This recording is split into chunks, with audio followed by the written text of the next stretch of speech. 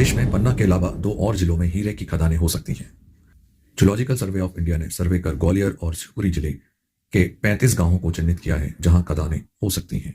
GSI ने दोनों जिलों में राजस्व, वन और आरक्षित वन भूमि की जानकारी मांगी है। दोस्तों, मध्य प्रदेश के इंदौर शहर के बाद राजधानी भोपाल में सार्वजनिक स्थलों पर भीख लेने और देने वालों पर एफआईआर हुई। भोपाल जिले के कलेक्टर कौशलेंद्र विक्रम सिंह ने यह आदेश में कहा कि भीख देना या पैसों के सिवाय अन्य चीजें देना और उनसे कोई सामान खरीदना अपराध माना जाएगा और उल्लंघन करने पर उनके खिलाफ कानूनी कार्रवाई की जा सकती है। दोस्तों, केंद्र सरकार ने वर्ष 2024 का साहित्य अकादमी पुरस्कार दिवंगत चमन अरोड़ा को उनकी पुस्तक एक और अश्वत्थामा के लिए दिए जाने की घोषणा की है। यह पुरस्कार 8 मार्च 2025 को दिल्ली में एक समारोह में दिया जाएगा। उल्लेखनीय है कि 2024 में साहित्य अकादमी पुरस्कार में हिंदी भाषा के लिए कवित्री गगन गिल को सम्मानित किया जाएगा। उन्हें यह पुरस्कार उनकी रचना मैं जब तक आई बाहर के लिए दिया जाएगा। वहीं अंग्रेजी भाषा के लिए ईस्टरिन केरे को यह पुरस्कार दिया जाएगा। दोस्तों, केंद्रीय मंत्री अश्विनी वैष्णव ने बताया कि मंत्रिमंडल ने केंद्र सरकार की योजना स्किल इंडिया कार्यक्रम को 2026 तक जारी रखने और इसके पुनर्गठन के लिए 8,800 करोड़ रुपए के परिव्यय को मंजूरी दी है। युवाओं के लिए अवसर पैदा करना प्रधानमंत्री नरेंद्र मोदी का मिशन है, इसलिए इसे मंजूरी मिली है और इसका ध्यान अभिसरण और गुणवत्ता पर होगा। दोस्तों, केंद्रीय विज्ञान और प्रौद्योगिकी मंत्री जितेंद्र सिंह ने 6 फरवरी 2025 को बताया कि भारत अपना चंद्रयान 4 मिशन 2027 में लॉन्च करेगा। इसका उद्देश्य चंद्रमा की सतह से सैंपल इकट्ठा करना और उन्हें पृथ्वी पर वापस लाना होगा। दोस्तों, केंद्रीय सूचना एवं प्रौद्योगिकी मंत्री अश्विनी वैष्णव ने ओपन एआई के सीईओ सैम अल्टमैन से मुलाकात की और एआई स्टैक, जीपीयू मॉडल और एप्स बनाने की भारत की स्ट्रेटजी पर चर्चा की। उल्लेखनीय है कि ओपन एआई ने नवंबर 2022 में दुनिया के लिए चैट जीपीटी अनवील किया था। म्यूजिक और पोइट्री लिखने से लेकर निबंध लिखने तक चैट जीपीटी बहुत सारे काम कर सकता है। यह एक कन्वर्सेशनल एआई है जो आपको इंसानों की तरह जवाब देता है। दोस्तों, अमेरिकी राष्ट्रपति डोनाल्ड ट्रंप ने 4 फरवरी को संयुक्त राष्ट्र मानवाधिकार परिषद यानी यूएनएचआरसी से अमेरिका को बाहर करने के लिए एक कार्यकारी आदेश पर साइन किए। इसके अलावा उन्होंने संयुक्त राष्ट्र के अन्य संगठनों जैसे यूनेस्को से भी अमेरिका की भागीदारी की समीक्षा का निर्देश दिया। उल्लेखनीय है कि संयुक्त राष्ट्र मानवाधिकार परिषद की स्थापना 15 मार्च 2006 को हुई थी। इसका उद्देश्य विश्व भर में मानवाधिकारों की सुरक्षा और संरक्षण करना और उनका उल्लंघन रोकने के लिए कदम उठाना है। संयुक्त राष्ट्र मानवाधिकार परिषद का मुख्यालय जिनेवा में स्थित है। इस परिषद में 47 सदस्य हैं और इन्हें संयुक्त राष्ट्र महासभा द्वारा चुना जाता है। इसके अतिरिक्त संयुक्त राष्ट्र राहत और कार्य एजेंसी यानी यूएनआरडब्ल्यूए की स्थापना 8 दिसंबर 1949 को संयुक्त राष्ट्र महासभा द्वारा की गई थी। इसका मुख्यालय अम्मान और गाजा में स्थित है।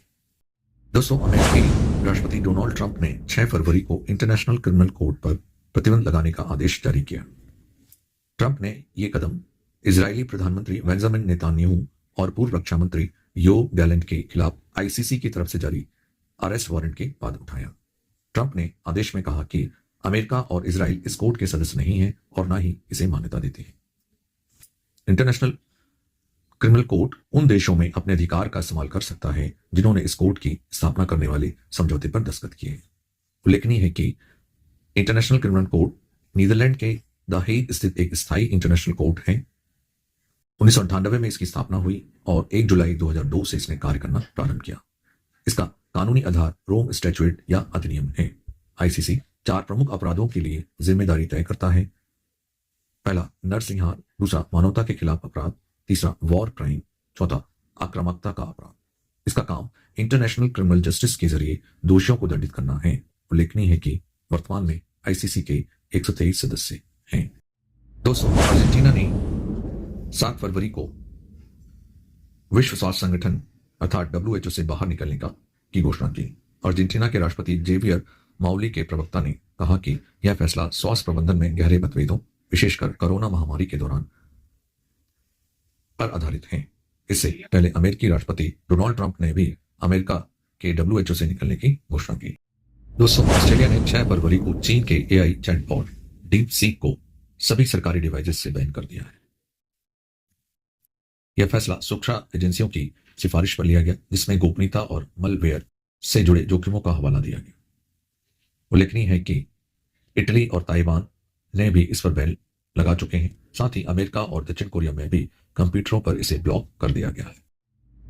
दोस्तों, ऑस्ट्रेलिया ने 5 फरवरी को हेट क्राइम को रोकने के लिए काफी सख्त कानून पारित किए, जिसमें आतंकवादी गतिविधियों और हेट सिंबल दिखाने पर सजा का प्रावधान किया गया है। ये नए कानून 6 फरवरी को पास किए गए। इसमें आतंकवादी घटनाओं के लिए कम से कम 6 साल की सजा का प्रावधान है।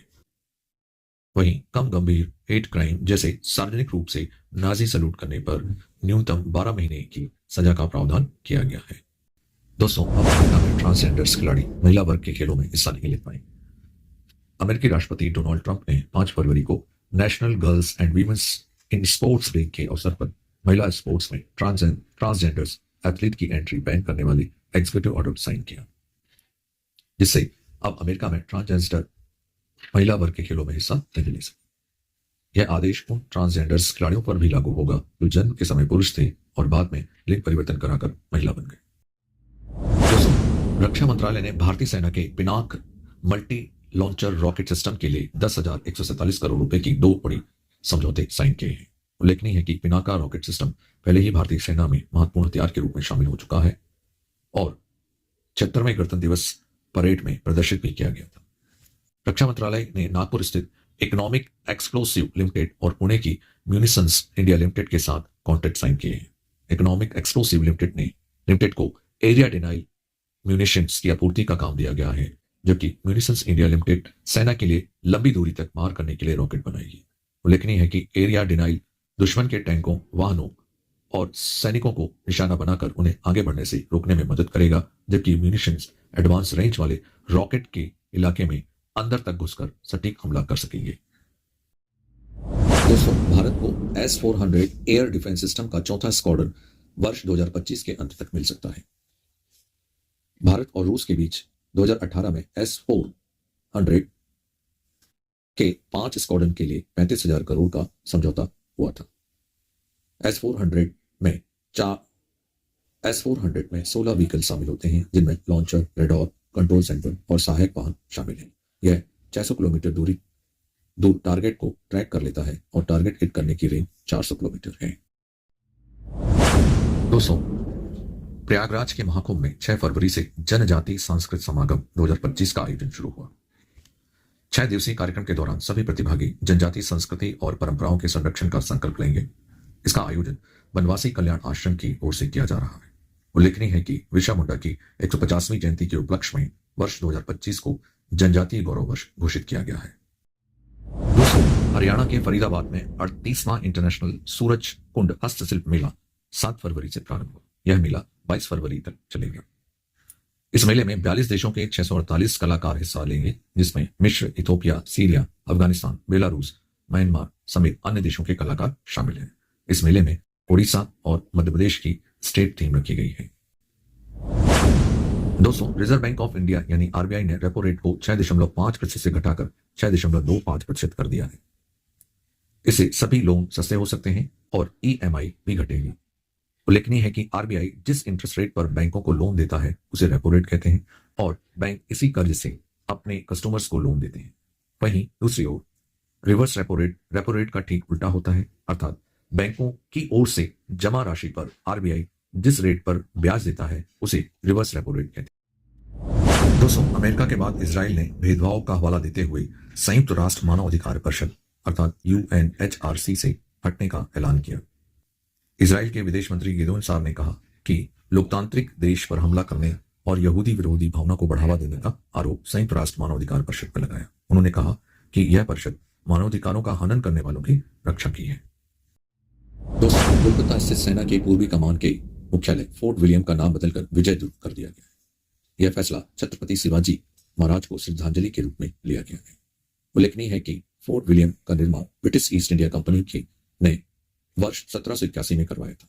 यह किला ब्रिटिश साम्राज्य के पूर्वी भारत पर प्रभुत्व और शक्ति का प्रतीक माना जाता था। इसका निर्माण हुगली नदी के किनारे किया गया था, जिससे यह एक मजबूत सैन्य अड्डे के रूप में काम कर सके।